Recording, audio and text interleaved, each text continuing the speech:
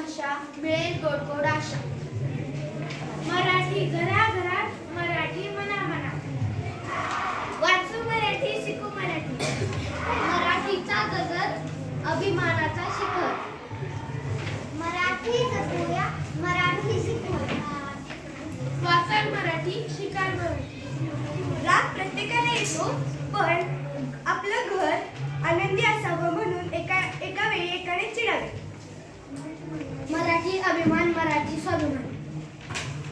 मराठी बोला, मराठा बना.